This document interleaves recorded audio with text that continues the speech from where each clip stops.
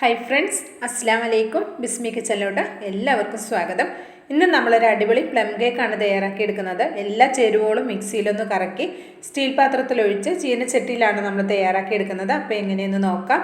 അതിനായിട്ട് ഞാൻ ഇതേപോലൊരു sauce pan വെച്ചിട്ടുണ്ട്. അതിലേക്ക് 1 കപ്പ് പഞ്ചസാര എടുത്തിട്ടുണ്ട്. അതിൻ്റെ പകുതി മാത്രം നമ്മൾ ആ സോസ് പാനിലേക്ക് ചേർത്തിട്ട് നന്നായിട്ട് ഇതൊന്ന് മെൽറ്റാകാൻ നിൽക്കണം. അപ്പോൾ അതായത് ഇതേപോലെ സൈഡിൽ നിന്നൊക്കെ ഒന്ന് മെൽറ്റായി തുടങ്ങുന്ന സമയത്ത് മാത്രം ഒന്ന് ഇതേപോലെ ഒന്ന് ഇളക്കി കൊടുക്കുക. ഇളക്കിയതിന് ശേഷം ലോ ഫ്ലെയിമിൽ വെക്കുക കേട്ടോ. അപ്പോൾ അത് ഞാനൊരു മീഡിയം ഫ്ലെയിമിലാണ് വെച്ചിരുന്നത്.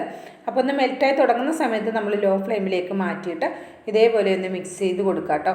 ഇതൊന്നിങ്ങനെ പതഞ്ഞ് വരും. ആ പതഞ്ഞ് വരുന്ന സമയത്താണ് നമ്മളിതിലേക്ക് ചൂടുവെള്ളം, നല്ല തിളച്ചുകൊണ്ടിരിക്കുന്ന ചൂടുവെള്ളം ഒഴിച്ചു കൊടുക്കേണ്ടത്.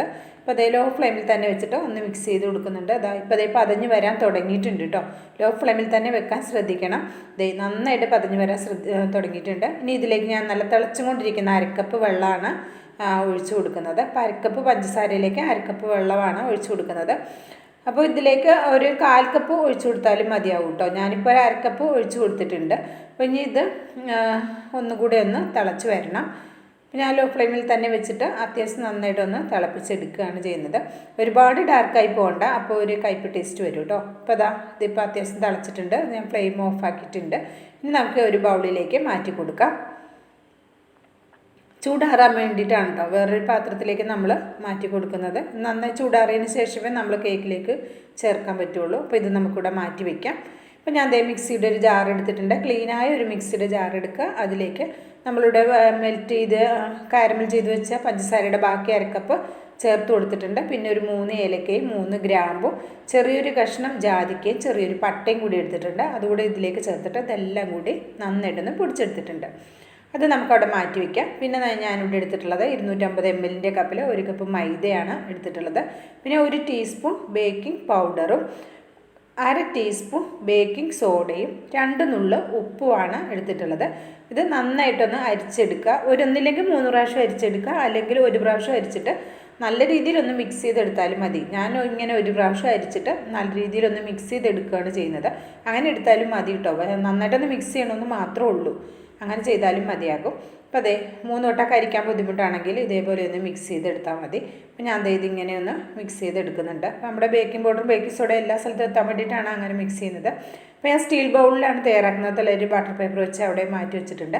പിന്നെ 2 കോഴിമുട്ട ഞാൻ ഇതേപോലെ മിക്സിയുടെ ജാറിലേക്ക് ചേർത്തിട്ട് 1 ടീസ്പൂൺ വാനില എസൻസ് ചേർത്ത് കൊടുക്കുന്നുണ്ട്. പിന്നെ ഇതിലേക്ക് നമ്മളിവിടെ നേരത്തെ പൊടിച്ച് വെച്ചിട്ടുള്ള പഞ്ചസാരയും നമ്മുടെ ഗ്രാമ്പു, പട്ട, ഏലക്ക, ജാതിക്കയൊക്കെ കൂടി പൊടിച്ചത് ഇതിലേക്ക് ചേർത്തിട്ട് ഒരു 1/4 കപ്പ് സൺഫ്ലവർ ഓയിലാണ് എടുത്തിട്ടുള്ളത്. മണമില്ലാത്ത ഏതൊരു ഓയിൽ വേണമെങ്കിലും ഉപയോഗിക്കാം. നന്നായിട്ടൊന്ന് അടിച്ചെടുത്തിട്ടുണ്ട്. അത് നമുക്ക് ഇതേപോലെ ഒരു ബൗളിലേക്ക് ഒഴിച്ചു കൊടുക്കാം. മിക്സിയിലുള്ളത് ഒന്ന് തോണ്ടിയിട്ട് കൊടുക്കുന്നുണ്ട് കേട്ടോ. പിന്നെ ഇതിലേക്ക് നമ്മൾ കാരമൽ ചെയ്ത് വെച്ചിട്ടുള്ള ഷുഗർ സിറപ്പിൽ നിന്ന് 1/4 ഭാഗത്തോളം ഒഴിച്ച് കൊടുത്തിട്ടുണ്ട്. അതിനുശേഷം ഇത് നന്നായിട്ടൊന്ന് മിക്സ് ചെയ്തെടുക്കുക. 1/2 കപ്പ് ഷുഗറിലേക്ക് 1/2 കപ്പ് വെള്ളം ഒഴിച്ചിട്ടാണ് നമ്മൾ കാരമൽ ചെയ്തത്. അപ്പോൾ ഞാനിതിലേക്ക് 1/4 ഭാഗത്തോളം ഒഴിച്ച് കൊടുത്തിട്ടുണ്ടായിരുന്നു. അപ്പോൾ ഇനി ഞാനിതിലേക്ക് നമ്മൾ ഡ്രൈ ഇൻഗ്രീഡിയൻസ് ചേർത്ത് കൊടുക്കുക. ഞാൻ ഒരു 2 പ്രാവശ്യമായിട്ട് ചേർത്തിട്ട് ഒന്ന് മിക്സ് ചെയ്തെടുക്കുന്നുണ്ട് കേട്ടോ. അതൊക്കെ ഒന്ന് മിക്സ് ചെയ്തെടുത്താൽ മതിയാകും. സാധാരണ ഒരു കേക്കിൻ്റെ കൺസിസ്റ്റൻസി അല്ല, അതിനേലും കുറച്ചൊരു തിക്കായ കൺസിസ്റ്റൻസിയാണ് പ്ലം കേക്കിന് ഉണ്ടാവുക. അപ്പോൾ അതേ ബാക്കി ഇവിടെ ഞാൻ ചേർത്ത് കൊടുത്തിട്ടുണ്ട്. ഇനി നമുക്കിതൊന്ന് മിക്സ് ചെയ്തെടുക്കാം. വളരെ ഈസി ആയിട്ട് ബീറ്ററോ ഓവനോ ഒന്നും വേണ്ട. നമുക്ക് മിക്സിയിൽ എല്ലാം കൂടി ഒന്ന് അടിച്ചിട്ട് ഇതേപോലെ ഒരു ചീനച്ചട്ടിയിലൊക്കെ ഒന്ന് വെച്ചിട്ട് നമുക്ക് തയ്യാറാക്കി എടുക്കാൻ പറ്റും. ഒരു കേക്ക് ടിന്ന് പോലും വേണമെന്നില്ല. നമ്മുടെ കയ്യിലുള്ള ഏതൊരു സ്റ്റീൽ പാത്രത്തിലും നമുക്കിത് തയ്യാറാക്കി എടുക്കാൻ പറ്റും.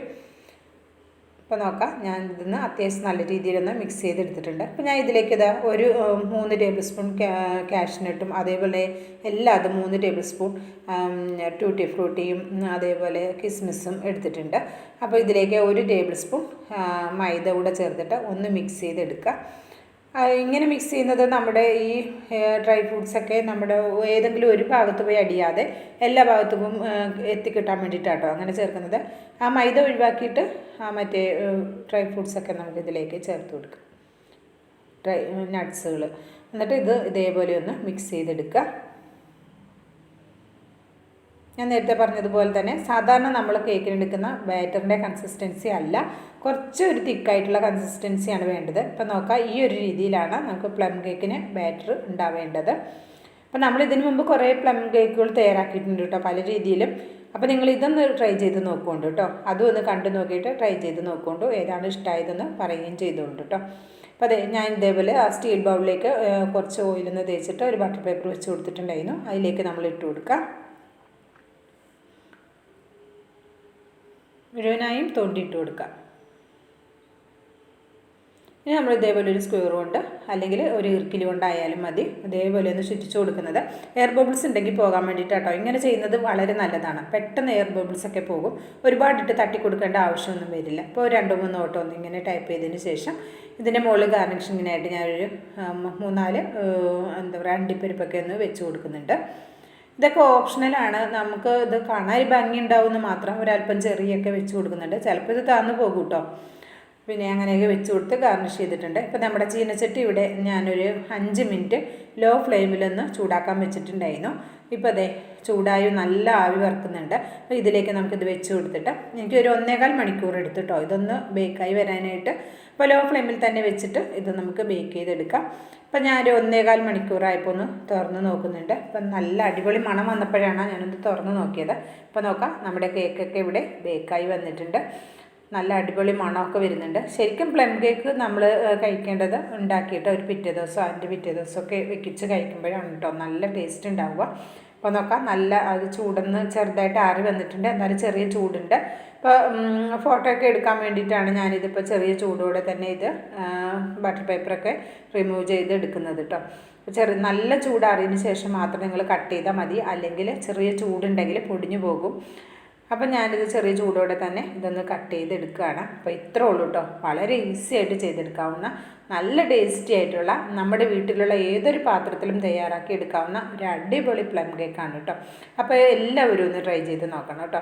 ട്രൈ ചെയ്ത് നോക്കിയിട്ട് അഭിപ്രായം അറിയിക്കണം, ലൈക്കും ചെയ്യണം. ബിസ്മി കിച്ചൻ എന്ന യൂട്യൂബ് ചാനൽ സബ്സ്ക്രൈബ് ചെയ്ത് കാണുന്ന കൂട്ടുകാരാണെങ്കിൽ ഒന്ന് സബ്സ്ക്രൈബ് ചെയ്തോളൂ കേട്ടോ. എന്നിട്ട് ആ അടുത്ത് വരുന്ന ബെല്ലേക്ക് ഒന്ന് എനേബിൾ ചെയ്ത് വെക്കുക. എന്നിട്ട് ഓൾ എന്ന ഓപ്ഷൻ സെലക്ട് ചെയ്യാനും മറക്കരുത്. ഇൻഷാ അല്ലാഹ് അടുത്ത നല്ലൊരു അടിപൊളി വീഡിയോ വരുന്നവരെ എല്ലാവർക്കും നന്ദി, നമസ്കാരം.